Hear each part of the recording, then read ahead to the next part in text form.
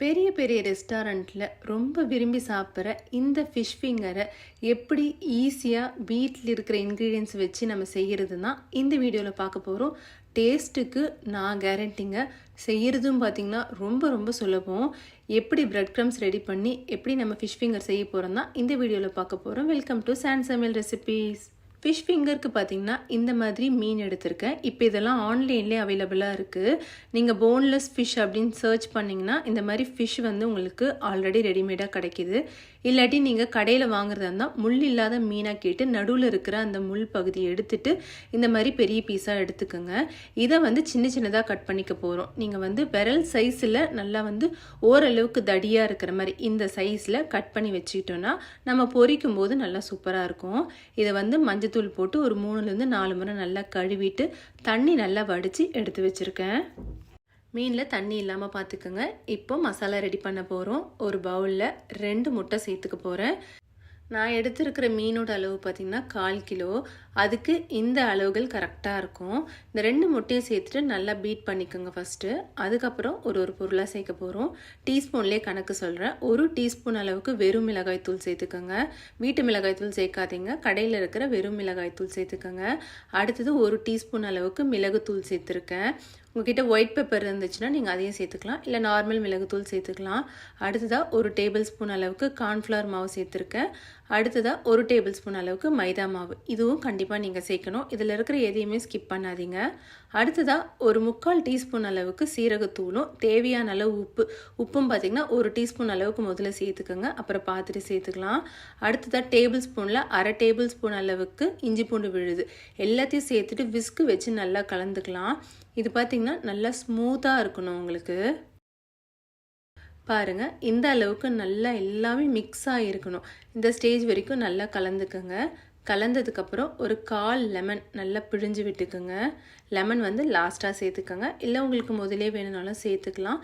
சேர்த்துட்டு மறுபடியும் விஸ்க் வச்சு நல்லா கலந்துக்க போகிறேன். இந்த மசாலா பார்த்திங்கன்னா இந்த மாதிரி ரெடி பண்ணி வச்சுட்டு நம்ம மீனை போட்டு ஊற வச்சு தான் செய்கிறோம். கடையில் பார்த்திங்கன்னா அப்படியே போட்டு செய்வாங்க. அப்படியே போட்டு செய்கிறத விட மீனை வந்து இதில் போட்டு ஒரு 1/2 மணி நேரம் மட்டும் நீங்கள் ஊற வச்சிங்கன்னா அதோட டேஸ்ட் வந்து இன்னும் உங்களுக்கு சூப்பராக இருக்கும். நல்லா மீன் துண்டு சேர்த்துட்டு இந்த மாதிரி எல்லாமே டிப் பண்ணி விட்டுருங்க. எல்லாமே இந்த மசாலாவில் நல்லா மூழ்கிற அளவுக்கு நல்லா அழுத்தி விட்டுருங்களாம். இந்த மசாலா செய்கிறதும் ரொம்ப பெரிய வேலைலாம் இல்லைங்க. இன்க்ரீடியன்ஸ் ரெடியாக எடுத்து வச்சிட்டிங்கன்னா டக்குன்னு கலந்துட்டு ஒரு 1/2 மணி நேரம் ஊற வைக்க போகிறேன். இப்போ மூடி போட்டாச்சு.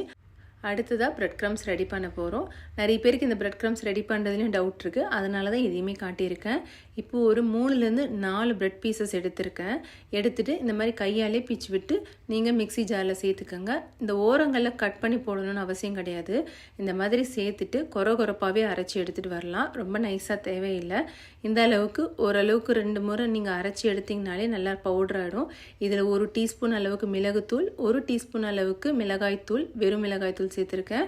1 டேபிள் ஸ்பூன் அளவுக்கு அரிசி மாவு, 1 டேபிள் ஸ்பூன் மைதா எல்லாத்தையும் சேர்த்துட்டு மறுபடியும் வந்து மிக்ஸி ஜாரில் சேர்த்து நல்லா அரைச்சி எடுத்துகிட்டு வர போகிறேன்.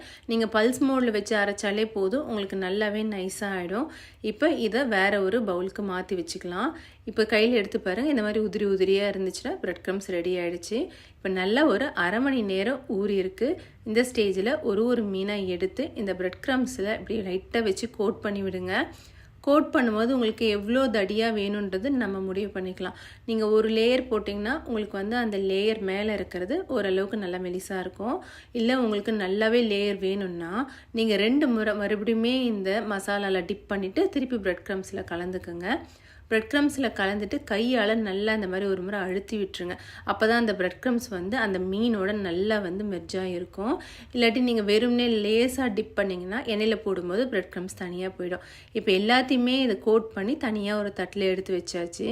அடுத்ததாக எண்ணெய் நல்லா காஞ்சதுக்கப்புறம் மீடியம் ஃப்ளேமில் வச்சுருங்க. 1-2 பிரெட் துண்டு போட்டிங்கன்னா உங்களுக்கு வந்து பபிள்ஸ் வர ஆரம்பிக்கும் அந்த பிரெட் க்ரம்ஸ் சேர்க்கும் போது. அப்போ கரெக்டாக இருக்குன்னு அர்த்தம். ஃப்ளேமை வந்து மீடியம்லேருந்து கொஞ்சம் லோவாகவே வச்சுருங்க. ஏன்னா பிரெட் க்ரம்ஸ் பார்த்திங்கன்னா டக்குன்னு உங்களுக்கு கலர் மாறிடும், உள்ள மீன் வேகாமல் இருக்கும். ஸோ கரெக்டாக ஒரு 3 நிமிஷம் போல் 2 பக்கம் திருப்பி போட்டு வேக வச்சிங்கன்னா இது கரெக்டான பக்குவத்தில் ரெடி ஆகிடும். ஃப்ளேம் கொஞ்சம் அதிகமாக இருந்தாலும் ஃபுல்லாக கரிஞ்ச மாதிரி ஆகிடும். அந்த அளவுக்கு விட்டுறாதீங்க. லைட்டாக கலர் பார்த்து டக்குன்னு எடுத்துருங்க. அவ்வளோதாங்க. சூப்பராக ரெடி ஆகிடுச்சு பாருங்கள். மேலே மொறு மொறுன்னு இருக்கும், உள்ளே அவ்வளோ சாஃப்டாக இருக்கும். கண்டிப்பாக ட்ரை பண்ணி பார்த்துட்டு உங்கள் ஃபீட்பேக் என்னோட ஷேர் பண்ணிக்கோங்க. வீடியோ பிடிச்சிருந்தா ஃப்ரெண்ட்ஸ் அண்ட் ஃபேமிலிக்கும் ஷேர் பண்ணிக்கோங்க. தேங்க்ஸ் ஃபார் வாட்சிங்.